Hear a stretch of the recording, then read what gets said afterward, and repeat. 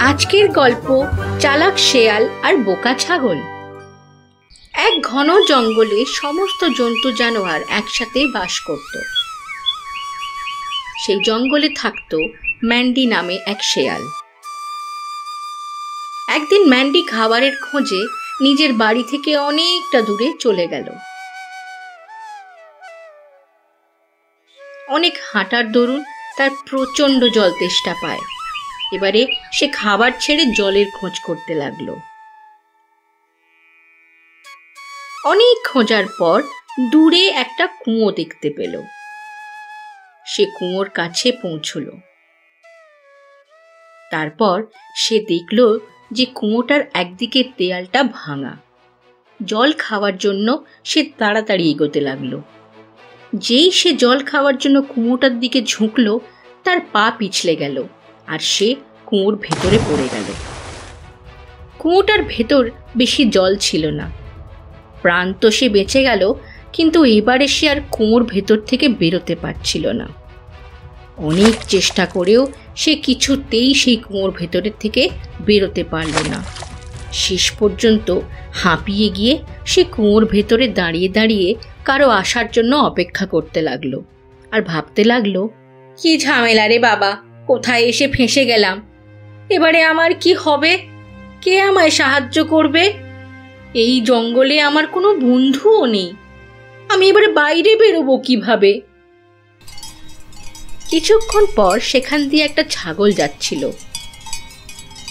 কুয়োর ভেতর আওয়াজ পেয়ে সে কুয়োটার কাছে এগিয়ে গেল। সেখানে গিয়ে সে একটা শেয়াল দেখল আর অবাক হয়ে শেয়ালটাকে জিজ্ঞেস করলো, আরে বোন ম্যান্ডি, তুমি কুয়োতে কি করছো? ছাগলটাকে দেখতে পেয়েই শেয়ালের ধূর্ত বুদ্ধি খেলে গেল আর সে ওই কুয়ো থেকে বাইরে বেরোনোর একটা মতলব ভাবল। সে মিষ্টি গলায় বলল, আমার সোনা বোন ডিম্পি, তুমি কি জানো না কিছুদিনের মধ্যেই জঙ্গলে জলের অভাব দেখা দেবে? সেই জন্যই তো আমি আগে থেকে এখানে এসে বসে গেছি। যাই হোক বাবা, কমসে কম আমি জলের অভাবে তো মরবো না। ম্যান্ডির কথা শুনে ডিম্পি ভীষণ ঘাবড়ে গেল। ডিম্পিকে ঘাবড়ে যেতে দেখে চালবাজ ম্যান্ডি একটা দারুণ সুযোগ পেয়ে গেল আর সে সঙ্গে সঙ্গে বলে উঠল, আরে বোন, তুমি ঘাবড়িও না, তুমি আমার ছোট বোনের মতো, তাই না? তুমিও এসে থাকতে পারো আমার সাথে এই কুয়োর ভেতর। মূর্খ ছাগলটা ভাবল, শেয়ালটা ঠিকই বলেছে। জলের খোঁজে এদিক ওদিক ঘুরে বেড়ানো থেকে ভালো আমি কুয়োর ভেতরে গিয়ে বসে পড়ি। আর আগে যাওয়ার লাভও আছে, কারণ যদি বেশি জন্তু জানোয়ার এই কুয়োতে নেমে পড়ে তাহলে আমি আর জল পাবো না। এই বিচার মাথায় আসতেই সে কুয়োর ভেতর লাফ দিল। যেই না ছাগলটা কুয়োর ভেতরে লাফালো, তাকে তাকে থাকা ধূর্ত শেয়ালটাও ছাগলটার পিঠে উঠে ওই কুয়ো থেকে বেরিয়ে এলো।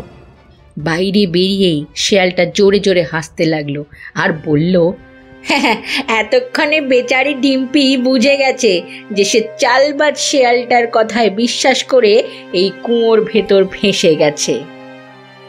আমি তো একটা ভোলা ভালা ছাগল যে তোমার কথা বিশ্বাস করে ফেঁসে গেলাম। নিজেকে চালাক মনে করে এত গর্ব করো না ম্যান্ডি, কারণ একমাত্র সিধে সাদা জন্তু জানোয়ারকেই তুমি বোকা বানাতে পারো। তোমার পক্ষে কোনো বুদ্ধিমান জানোয়ারকে পরাস্ত করা সম্ভব নয়। এই শুনে ম্যান্ডি বলল, চুপ কর বোকা ছাগল, তুই জানিস না আমার প্রত্যেক চাল সব জায়গায় তুলকালাম করে দেয়।